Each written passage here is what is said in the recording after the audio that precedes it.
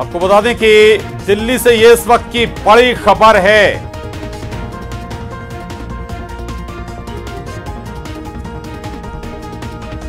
तो बड़ी खबर आपको बता रहे हैं, एमपी के महासंग्राम पर सुप्रीम कोर्ट में सुनवाई। कल बताया जा रहा है सुप्रीम कोर्ट में अब सुनवाई टल गई है। कल इस मामले पर सुनवाई होगी, ये इस वक्त की सबसे बड़ी खबर है। कल सुबह 10:30 बजे सुप्रीम कोर्ट इस मामले पर सुनवाई करेगा।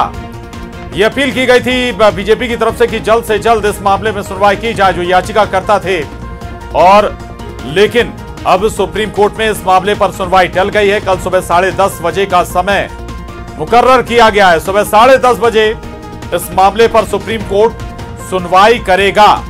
शिवराज सिंह चौहान और बीजेपी के 10 विधायकों के जरिए याचिका सुप्रीम कोर्ट में लगाई गई थी। आज सुनवाई के लिए समय भी तय किया गया था और इस मामले में अब सुनवाई टल गई है। इस याचिका पर सुनवाई कोर्ट ने टाल दी है। अब कल 10:30 बजे इस मामले पर सुनवाई तय की गई है। सुबह 10:30 बजे कल इस पूरे मसले पर सुनवाई होगी। मसला बेहद महत्वपूर्ण, मध्य प्रदेश की सियासत से जुड़ा हुआ, बल्कि कहीं कि मध्य प्रदेश के भविष्य से जुड़ा हुआ मामला इस वक्त कोर्ट में है। फ्लोर टेस्ट की मांग लगातार विपक्ष कर रहा है। सुशील हमारे साथ इस वक्त जुड़ गए। सुशील, क्या हुआ कोर्ट में जब कोर्ट बैठी? तो कोर्ट जब बैठी तो इस पूरे मामले में मुकुल रोहतगी की तरफ से बहस की गई। हालांकि मुकुल रोहतगी ने इस पूरे मामले में ये कहा, मुख्यमंत्री इस पूरे मामले में ये कहा कि ये एक डेमोक्रेसी के मजाक उड़ाने जैसी स्थिति है। फ्लोर टेस्ट का आदेश जारी किया गया है गवर्नर की तरफ से, लेकिन स्पीकर ऐसा नहीं मान रहे हैं। तो ऐसे में जस्टिस चंद्रचूड़ ने कहा कि हम दूसरे पक्ष को बिना सुने इस पूरे मामले में कोई आदेश जारी नहीं कर सकते हैं।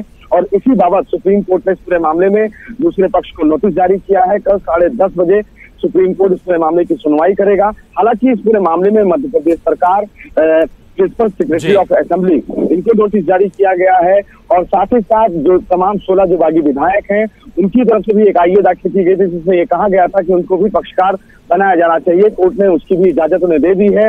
मेल के द्वारा ये नोटिस जो है वो ललित भेजा गया है। तमाम जो गवर्नमेंट के जो लोग हैं जो इस मामले में पक्षकार हैं। हालांकि कोरोना वायरस के मद्देनजर फिलहाल ये जो नोटिस है वो सर्व नहीं किया जा सकता, इसीलिए मेल के द्वारा ये नोटिस जारी किया गया है। कल 10:30 बजे इस पूरे मामले की अहम सुनवाई की जाएगी। उम्मीद ये है कि जब अब इस मामले में सुप्रीम कोर्ट ने जो नोटिस जारी कर दिया है, उस नोटिस जारी करने के बाद जो फ्लोर टेस्ट की बात आज कही जा रही थी वो आज नहीं होगी, क्योंकि ये कहा जा सकता है कि सुप्रीम कोर्ट इस मामले में अब इंटरव्यू कर चुका है। लिहाजा आज जो फ्लोर टेस्ट की बात कही जा रही थी वो नहीं हो पाएगी। जी बिल्कुल बिल्कुल सुशील, रहिएगा हमारे साथ, आगे भी आपसे जुड़ेंगे हम। दरअसल अब कल इस पूरे मामले पर सुनवाई होगी। सुप्रीम कोर्ट के जब जज बैठे सुनवाई के लिए, तो उन्होंने कहा कि एक पक्ष को सुनकर किसी भी सूरत में कोई फैसला नहीं लिया जा सकता है, दूसरे पक्ष को भी सुनेंगे, उसके बाद कोई फैसला लिया जाएगा। तो कल सुबह 10:30 बजे इस पूरे मामले पर सुनवाई होगी। हालांकि अब स्वाभाविक है कि विपक्ष के जरिए दलील कई दी जा सकती हैं, और उस माफ कीजिएगा जो सत्ता पक्ष है उसके जरिए कई दलील हो सकती हैं। और उसमें एक दलील ये भी हो सकती है कि कोरोना एक बड़ी वजह है कि एक तरफ कोरोना में पूरे देश भर में एहतियात बरता जा रहा है। केंद्रीय सरकार भी लगातार इस पर अपने स्तर पर लोगों को हिदायत भी दे रही है, और उसी लिहाज से दूसरे राज्यों में भी कई जगह विधानसभा स्थगित की गई है, और उस लिहाज से मध्य प्रदेश में ये कदम सरकार ने उठाया है। ये तमाम दलीलें भी स्वाभाविक है कि हो सकती हैं। हमारे साथ लगे सभी खास मेहमान बने हुए, नरेंद्र शिवाजी पटेल, रवि सक्सेना जी, भगवान देव इसरानी जी। भगवान देव इसरानी जी, सुप्रीम कोर्ट में ठीक है सुनवाई कल तक टल गई, कल दोनों पक्षों को सुना जाएगा, उसके बाद कोई फैसला होगा, उस पर अगर आप रिएक्शन देना चाहें। इसके साथ ही आज बागियों ने, जो कांग्रेस से बागी विधायक हैं, अभी भी टेक्निकली उनमें 16 जो विधायक हैं वो कांग्रेस के ही हैं। इससे पहले ये कहा जा रहा था कि चूंकि हो सकता है कि दबाव में इस्तीफा दिया गया हो, सोशल मीडिया पर खबरें आ रही हैं, प्री रिकॉर्डेड वीडियो सामने आ रहे हैं, लेकिन आज प्रेस कॉन्फ्रेंस करके कोई ऑब्जेक्शन नहीं है।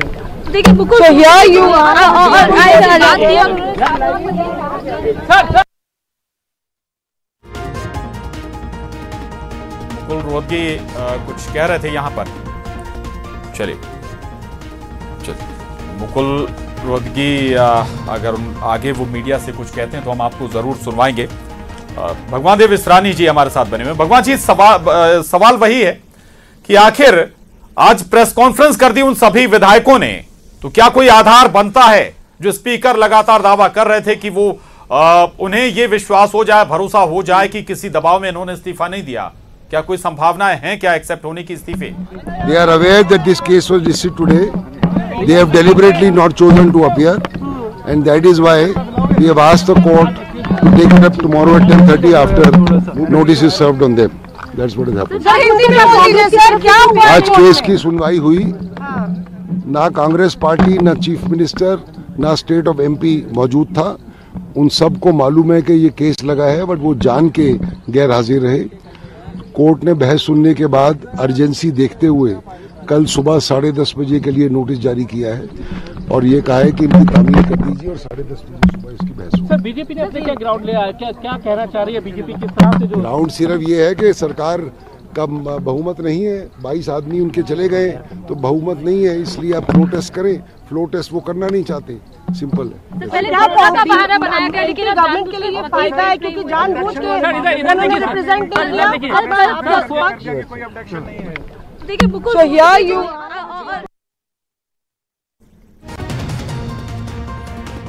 मुकुल रोहतगी को आप सुन रहे थे। मुकुल रोहतगी कह रहे हैं कि दूसरे पक्ष को भी कोर्ट सुनना चाहता है और उसके लिहाज से नोटिस भी जारी कर दिया गया है। दूसरे पक्ष को अपनी दलील जरूर रखी गई, बीजेपी की तरफ से उन्होंने दलील जरूर रखी है और अब कल 10:30 बजे कोर्ट दोबारा बैठेगी, दोबारा सुनवाई इस पूरे मसले पर होगी और दूसरे पक्ष को भी कोर्ट सुनेगा। उसके बाद कोई आखिरी कोई फैसला कोर्ट ले सकता है।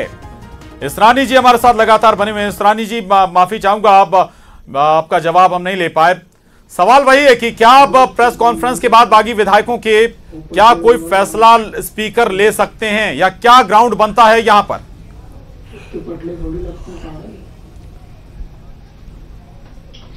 देखिए, दो बातें मैं कहना चाहता हूं। एक तो आपने ये कहा कि भाई 6 लोगों के इस्तीफे मंजूर हो गए, बाकी के मंजूर नहीं हुए हैं। तो मैं एक बात स्पष्ट कर दूं कि स्पीकर को अलग अलग सुनना पड़ता है। उन्होंने सभी विधायकों को अलग अलग डेट्स दी थी, किसी को 13, किसी को 14, किसी को 16, किसी को 18, अलग अलग खेप में उनको नोटिस गए हैं।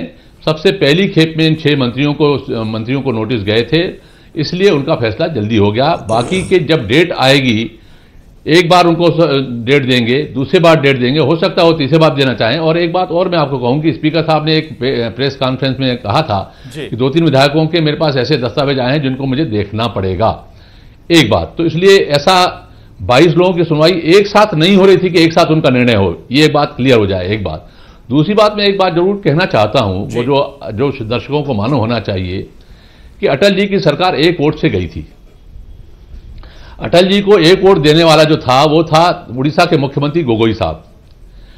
माननीय अटल जी उस वक्त प्रधानमंत्री थे, वो कह सकते थे गोगोई साहब को कि आज आप विश्वास मत में मत आइएगा, लेकिन एक वोट से उन्होंने सरकार जाने दी। आज बीजेपी के पास 106 है, 10 कम है एक। मैं छत्तीसगढ़ का भी सचिव रहा हूं। छत्तीसगढ़ में सरकार बीजेपी के पास 49 वोट थे और प्रतिपक्ष के पास 41 वोट थे। 10 साल ये सरकार चली 8 वोटों के आधार पे। अगर 5 विधायक इधर हो जाते तो सरकार पलट जाती। 10 साल तक सरकार रमन सिंह जी की चलती रही। मुझे याद है कि 2011 में यूडीएफ और एलडीएफ केरल में जो सरकार बनी थी वो 6 वोटों के अंतर से बनी थी। यूडीएफ को 6 वोट ज्यादा थे, एलडीएफ को 6 वोट कम थे, मतलब 6 विधायकों का समर्थन कम था। वो सरकार भी 5 साल चली। आज आपका 10 विधायक कम है और आप बहुमत का दावा कर रहे हैं, तो आखिर ये लोकतंत्र चलेगा कैसे? अगर इस तरीके से सरकारें गिराई जाएंगी और इस तरीके से सरकारों को इस्तीफे दे करके या उनको बंधक बना करके चलाया जाएगा, तो आप कौन सा आदर्श इस प्रदेश को देखना चाहते हैं? मध्य प्रदेश के इतिहास में तो हम पहली बार देख रहे हैं कि इस तरीके से सरकारें गिराई जा रही हैं और इस तरीके से सरकारें बनाई जा रही हैं। आखिर आपको 10 वोट कम है, तो आखिर आप किस आधार पर, किस नैतिकता के आधार पर आप कह रहे हैं कि हम सरकार बनाएंगे? जी, ठीक बात है। नरेंद्र शिवाजी पटेल कुछ कहना चाहते हैं। और दूसरी बात, एक आदर्श स्थिति तो ये कहीं से नहीं है नरेंद्र शिवाजी पटेल।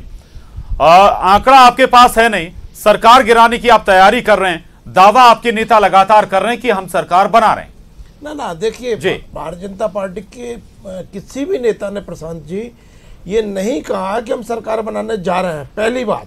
दूसरी बात, भारतीय जनता पार्टी ने ये कदापि नहीं कहा है कि हम सरकार गिराने जा रहे हैं। ये दोनों बात में भारतीय जनता पार्टी के नेताओं ने शिवाजी आप क्या बात कर रहे हैं? अरे आप सुन लीजिए पहले मेरी बात, आप मिसगाइड मत कीजिए चैनलों पे आके। आपके भूपेंद्र सिंह 22 एमएलए का इस्तीफा लेके घूम रहे हैं और आप कह रहे हैं हम सरकार नहीं गिराना चाहते। वो आके स्पीकर महोदय को उनके इस्तीफे सौंप रहे हैं और आप कह रहे हैं हम सरकार नहीं गिराना चाहते।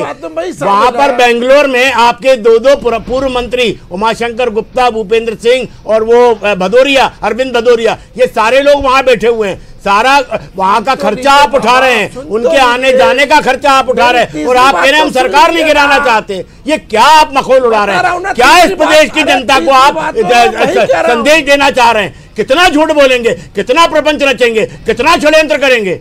आखिर लोकतंत्र भी कोई चीज है कि नहीं? इस रानी जी ने जो कहा, ये परंपराएं मध्य प्रदेश में कभी भी नहीं हुई हैं कि आप इस तरह से सरकारों को गिराएं। हम चाहते तो छत्तीसगढ़ में भी गिरा देते। हाँ, तब भी आप ही ने किया था, तब भी विजय राजे सिंधिया ने ये काम किया था। ये पाप, ये घृणित पाप, ये घृणित पाप विजय राजे सिंधिया ने किया था। ये घृणित पाप उस समय विजय राजे सिंधिया ने किया था और आपके जनसंघ में ये काम हुआ था जब आपने सरकार बनाई थी। ये काम है आपका, ये चाल चरित्र और चेहरा है आपका। आप लगातार क्यों शिवराज सिंह चौहान सुप्रीम कोर्ट जा रहे हैं? जब आप सरकार नहीं बनाना चाहते हो तो आप सुप्रीम कोर्ट क्यों जाते हो? हमारे विधायकों को क्यों बंधक बनाते हो? उनका खर्चा क्यों उठाते हो? आपके पास विधायक क्यों है? रवि सक्सेना जी, आपके पास भी विकल्प है सुप्रीम कोर्ट जाने का। कहिए कि हमारे विधायकों को बंधक बनाया गया। प्रशांत जी, तीसरी हमारी कैबिनेट वहां पर दाखिल है। तीसरी बात सुन लीजिए, तीसरी बात सुन लीजिए।